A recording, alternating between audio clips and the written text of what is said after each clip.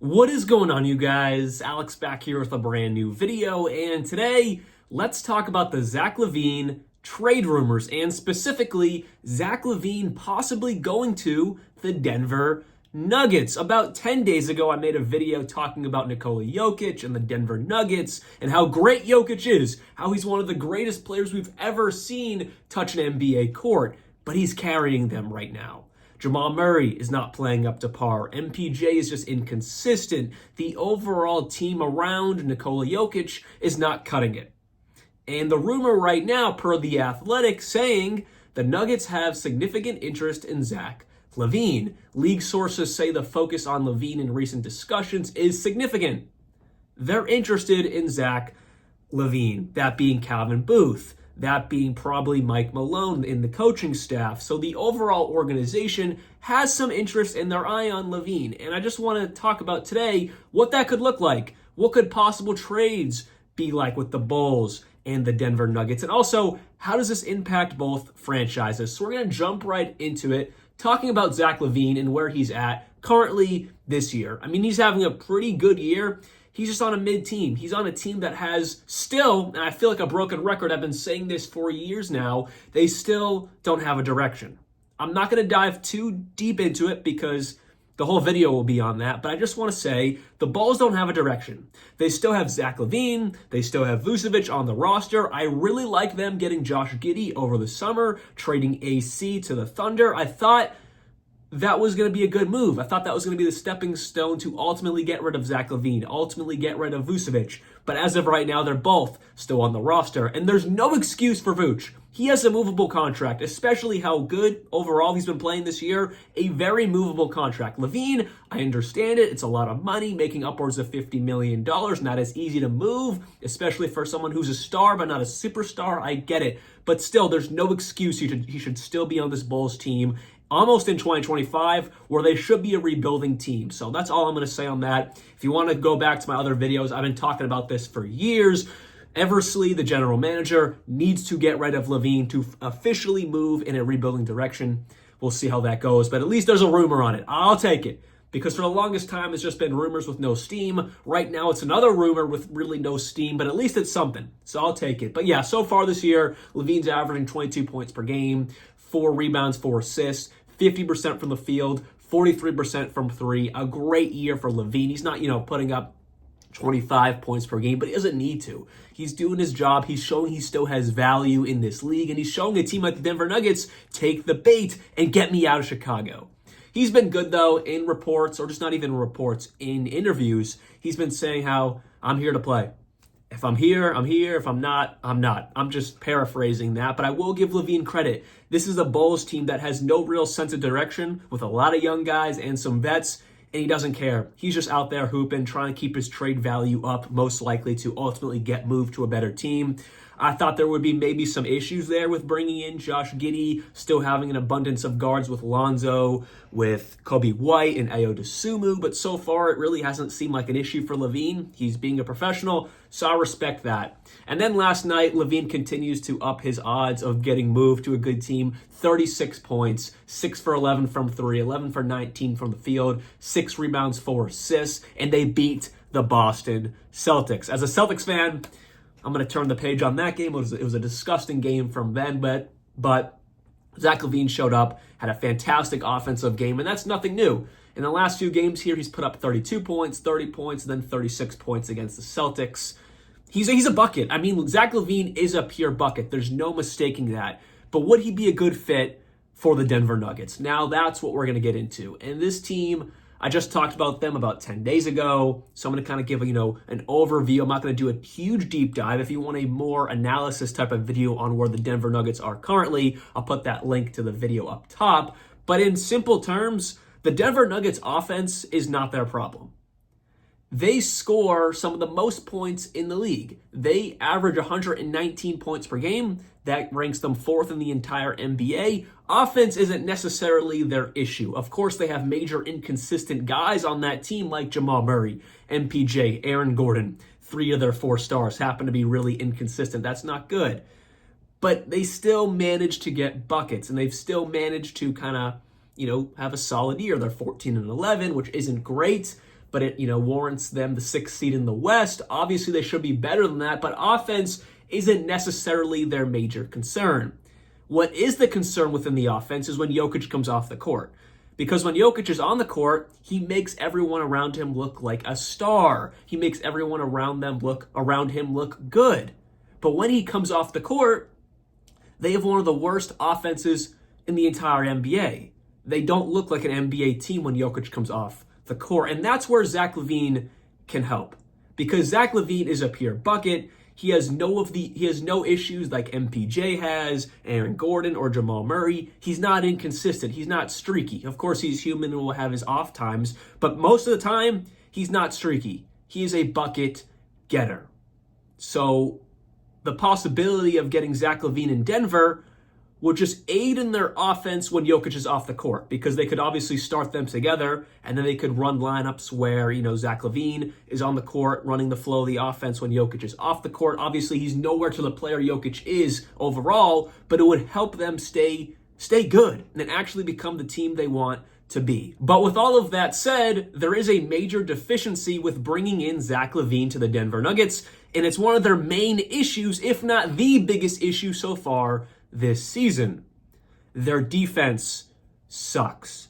They give up the 6th most points, or 24th worst points, to opponents in the league. They give up 117, basically it's 116.9, so 117 points per game to opponents. They're with teams like the Washington Wizards, the Bulls, the Utah Jazz, the Atlanta Hawks. Not very good teams. The Hawks aren't bad. There's a very high-powered offense. But teams like the Wizards and the Jazz, you don't want to be in any breath of a conversation with those two teams. Two of the worst teams in the NBA. The Denver Nuggets defense is atrocious. And by bringing in someone like Zach LaVine, who has one of the worst defensive ratings in the entire NBA, has never been known to be a good defender by any means, that doesn't help that. It does not help that at all. Honestly, it makes it worse. But if they can manage to get someone in there who can help their offense stay afloat when Jokic is off the court, maybe it will counteract that. Maybe. Because Zach LaVine is one of the best offensive players we have in the league for just being a pure bucket. I'm not saying he's a superstar. He's a star. He's definitely a star. All-star level player. But he's a pure bucket. And like I said, when Jokic comes off the court, they blow. But if you could run a lineup with LaVine and Jamal Murray, Aaron Gordon, give Jokic some rest, I think that would keep them afloat in games, although they're still going to lack on the defensive side. So that's really just the biggest issue here, is their defense still stays bad, but their offense, which isn't even terrible, it just becomes more consistent because you have a very consistent offensive player coming into this team. And real quick, another aspect to this Denver Nuggets team that isn't great is they don't take a lot of three-pointers. They don't shoot it terribly. They actually shoot the 4th best percentage in the entire NBA from behind the arc, but they only take 30 of them, which is dead last in the entire association. Bringing in someone like Zach LaVine, who is not afraid to take his threes, he averages almost 8 threes a game, and like I mentioned earlier in the video, he's making 43% of them. So he's having a great season from behind the arc. So again, you bring in a more consistent offensive player, and it can also add to your three-point attempts, which helps you overall.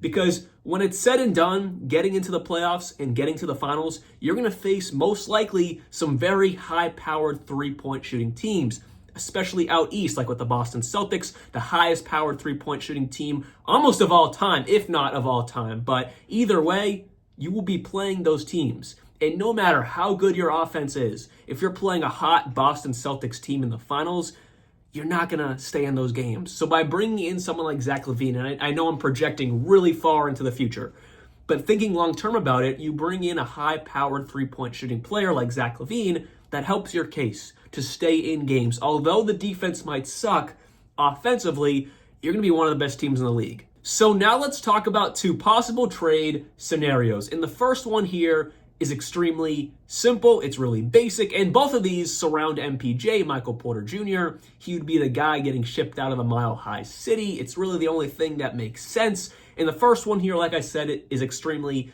easy and simple. It's Michael Porter Jr. and god-awful Zeke Naji going to Chicago for Zach. LaVine. And that's assuming the Bulls want Michael Porter Jr. They believe he could be part of their rebuild or whatever they want to do. Maybe they just want to kind of stay afloat like they are right now. But either way, this is assuming the Bulls want Michael Porter Jr. And the only way this trade works, both of these, is with MPJ, because you're not going to get rid of AG. You're not going to get rid of Jamal Murray in this. Michael Porter Jr. is the only possible player that makes sense. And also, he would be a value to some team out there. And again, if I'm the Bulls, MPJ's okay, but he's even a little old for what I'm trying to do. Like, you have a lot of young guys on that team. Why not try to keep it as young as possible, or just bring in, even if it's older guys, just lower, money contracts, not this monstrosity of a contract with someone like MPJ. So this is the first one here, and I don't have any draft capital in here because the Nuggets really have no draft capital to give. I talked about that in my video I made, 10 days ago about the Nuggets. Calvin Booth, the GM, and his assets, there's not a lot to work with there. Not a lot at all. They have a lot of, cap restrictions, and they also have a lot of trade restrictions with the picks they do have. So not too much wiggle room here. So it could just be straight up players. Now let's move on to the second possible trade, and there's a third team getting involved. The Memphis Grizzlies. And this is not just a random team I picked. I really thought about this, and there's no rumor about the Memphis Grizzlies being interested in this at all. This is really just me going out on a limb. The only two teams that are reported to be interested is the Bulls and the Nuggets. I just don't know if the Bulls truly want MPJ. It would be great if they could get off the books Zach LaVine, but I even think MPJ might be a little old for what they're trying to do. He's 26. He is who he is, streaky shooter. His peak is a massive bucket like Zach LaVine, but I just don't know if he'll do that. So I don't even know if the Bulls truly want MPJ. They might just want to flip him. Even if they get older guys, it might be smaller contracts. So this is the trade I got. MPJ gets traded to the Memphis Grizzlies.